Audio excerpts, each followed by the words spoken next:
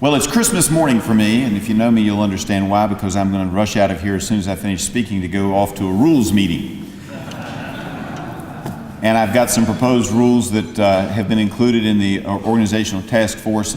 Speaker Ryan put both Bob Goodlatte and I on there, and I've got some proposals in there that I hope the conference will adopt. And then there's a bunch of amendments that I've been taking a look at and trying to figure out which ones work and which ones don't. So I do apologize in advance. I will have to say that obviously my part of the state's a little bit different, and we gave a large vote to the president-elect. It certainly, I don't think, had anything to do with the vice presidential nominee, but it was instructive in many ways. But there are reasons for that, and there are reasons that my district feels left out and has felt left out for some time, and Donald Trump tapped into that, and even some of the things that the rest of Virginia looks at and I have to go out and explain, which in many parts and many districts don't have to be explained, people understand it. And Congressman Connolly was telling you about how important the defense industry is, and it is, even in my district. But I got this text this morning. Good morning, Congressman Griffith, and congratulations on your win. What additional defense spending will benefit business interests in Tazewell, Buchanan, Russell, Bland? Sincerely. They don't see it. Now, I know it's there. I'll have to go out and explain it, but my district doesn't see that. Likewise, when we talk about trade deals, my district got hit hard with NAFTA, and so when Donald Trump started talking about we got to negotiate better deals, they hear that. But then when the American tobacco industry is thrown under the bus by the negotiators on TPP, when a provision is put in that specifically excludes them from the courts that are set up, because you don't want to have to trust the courts of the various nations because they all have different rules, so you set up your own court system, and the American tobacco industry is specifically cut out because people in Washington thought that was a good thing to do, and we're all, I think, realize that smoking is bad for your health. But when part of my district grows smoking tobacco and part of my district grows chewing tobacco, and they're seeing that the federal government has left them out yet again, when the furniture industry, probably the most exciting news to come out of the furniture industry in my district in years has been that Vaughn Bassett survives, and Tom Hanks has bought the movie rights to the story. If you haven't read the book Factory Man, I recommend it to you. And Mr. Bassett actually has a follow-up on ways businesses can combat the loss to Asia of companies. But it's another example where a big chunk of my district feels that they've been left out. And then you have somebody come along and says, we're going to solve that. We're going to work on that. This is how you explain it, I think, in other parts of the country as well. And last but not least, and the one that I was actually asked to talk about, is energy. And when they feel like there's been a war on coal, and even the Roanoke Times editorial board, when they were talking about it recently, said, you know, the war on coal, paren or comma, I forget which now, it really does exist. And that's commonly referred to as the liberal Roanoke Times editorial board that acknowledges that there's been a war on coal. The district felt disaffected, and that's why the Wall Street Journal wrote an article earlier this year, you know, who wants Trump most? Buchanan County, Virginia, one of my 22 counties and 7 independent cities.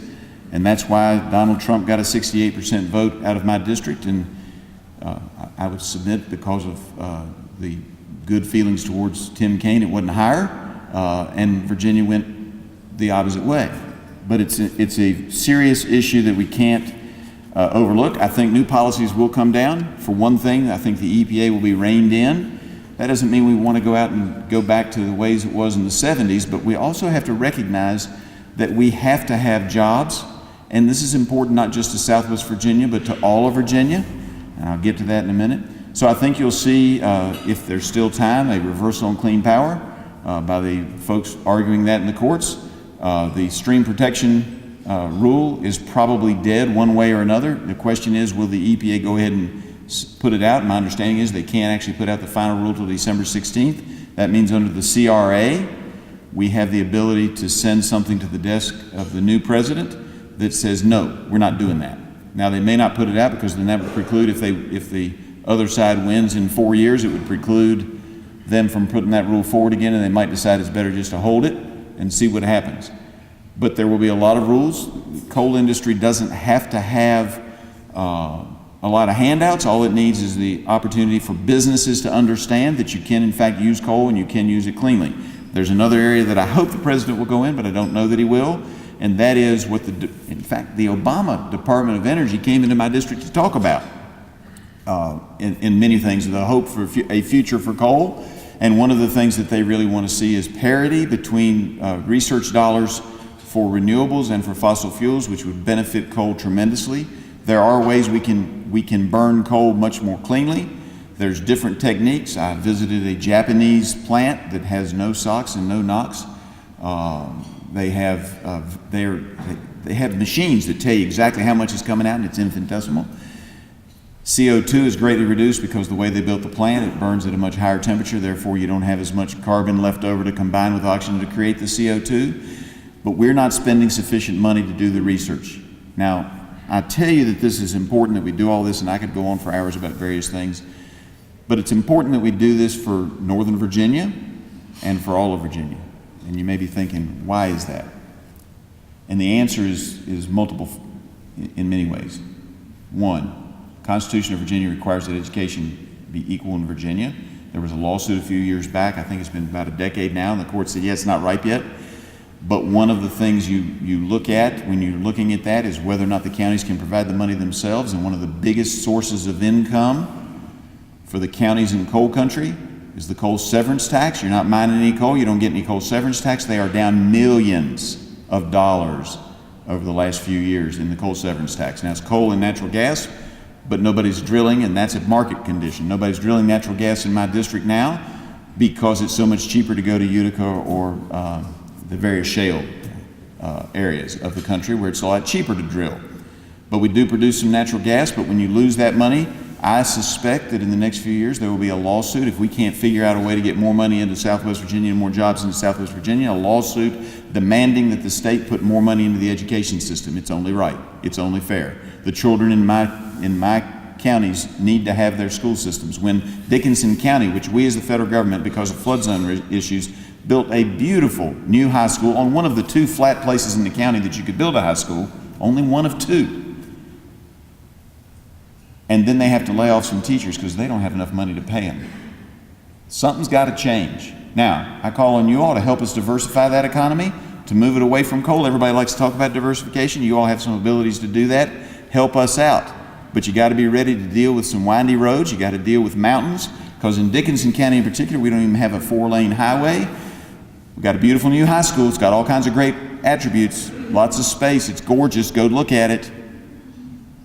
But we've got to have the money to pay for the teachers to be in that school as well. And they've got to have jobs in all of those counties. And everybody likes to talk about diversification, but it never seems to happen because I think we have a role at the federal government. I think the state government has a role because we send them highway money. Maybe they ought to look at figuring out how you can get into Dickinson County easier, how you have a 4-lane highway there that can actually move goods out if you get a manufacturer to locate there. But it's extremely important that we do these things because it is a different Virginia than Northern Virginia. And it's not a lesser Virginia, it's just a different Virginia. The people are great, they want to work, they want to do the same things that you all want to do in other parts of Virginia, but they got to have some help, and the help is also, it's not just money, it's giving coal a fair chance out there to be burned cleanly. Thank you all very much, I appreciate it greatly, and I am going to run off and play rules this afternoon.